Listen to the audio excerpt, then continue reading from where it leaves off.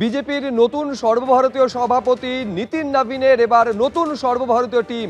যে নতুন সর্বভারতীয় টিমে বাংলা থেকে জায়গা পেলেন দুজন।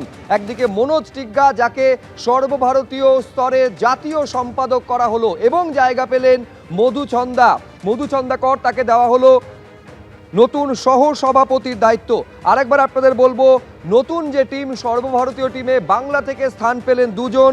জাতীয় সম্পাদক পদ দেওয়া হলো মনোজ টিগ্গাকে এবং সহ সভাপতির পদ দেওয়া হলো মধুচন্দাকরকে। ফলে এই যে পরিবর্তিত যে ছবিটা দাঁড়ালো, সেখানে কে কোন পদ পেলেন, কার কোন পদ গেল, বিস্তারিতভাবে জানবো, কথা বলবো। বিজেন্দ্র সিংহ আমাদের প্রতিনিধি রয়েছেন আমাদের সঙ্গে। বিজেন্দ্র, দেখো, নীতিন নবীন প্রেসিডেন্ট হওয়ার পর থেকে অপেক্ষা করা হচ্ছিল যে কখন তিনি তার টিম ঘোষণা করবেন। কেন এখনো যারা জেপি নাড্ডার প্রেসিডেন্ট যখন ছিলেন, যারা পদে ছিলেন, তাদেরকে দিয়ে এখনো সংগঠন চলছিল। কিন্তু দীর্ঘ অপেক্ষা করার পর আজকে নীতিন নবীন তার টিম ঘোষণা করেছেন এবং সেই টিমের মধ্যে দেখা যাচ্ছে, যদি বাংলার পরিপ্রেক্ষিতে আমরা দেখি, তো সবথেকে গুরুত্বপূর্ণ হচ্ছে অমিত মালবীয় আর এই টিমের মধ্যে নেই। তিনি সেক্রেটারি ছিলেন, তিনি পশ্চিমবঙ্গের দায়িত্বে ছিলেন এবং সোশ্যাল মিডিয়া ইনচার্জ ছিলেন ন্যাশনাল বিজেপির। তাকে এই লিস্টে কোথাও জায়গা পাননি তিনি। তার জায়গায় সোশ্যাল মিডিয়া টিমেও অন্য একজনকে অ্যাপয়েন্ট করা হয়েছে এবং মনোজ টিগ্গা, যিনি নর্থ বেঙ্গলের সাংসদ, নর্থ বেঙ্গল থেকে এর আগে বিধায়ক ছিলেন, তাকে টিমে নিয়ে আসা হয়েছে। তিনি সেক্রেটারি হচ্ছেন টিম নীতিন নবীনে।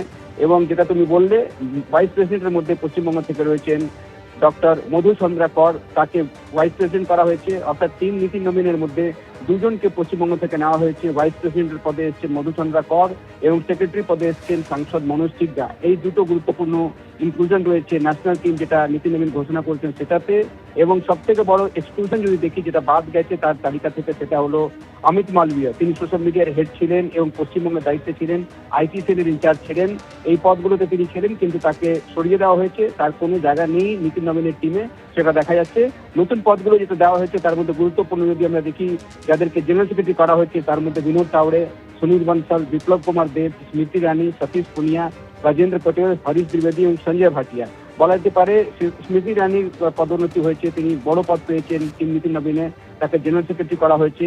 এখন দেখতে হবে সত্যজিৎ, এরপরে রাজ্যগুলো এর ইনচার্জ করা হবে, জেনারেল সেক্রেটারিদেরকে বিভিন্ন রাজ্যের দায়িত্ব দেওয়া হবে। কোন রাজ্য কে পাচ্ছে সেটা দেখতে হবে। এখন অব্দি সুনীল বনসাল পশ্চিমবঙ্গের দায়িত্বে রয়েছেন, তিনি এখনো নতুন যে টিম এসছে নীতিন নবীনের, সেটাতে জেনারেল সেক্রেটারি রয়েছেন। তিনি পশ্চিমবঙ্গের দায়িত্বে থাকছেন নাকি অন্য রাজ্যে যাচ্ছেন সেটা দেখতে হবে। স্মৃতি ইরানিকে যখন নিয়ে আসা হয়েছে ন্যাশনাল টিমে, তাকে কি দায়িত্ব দিচ্ছে নীতিন নবীন, সেটা দেখার বিষয়। এবিপি আনন্দ এগিয়ে থাকে, এগিয়ে রাখে।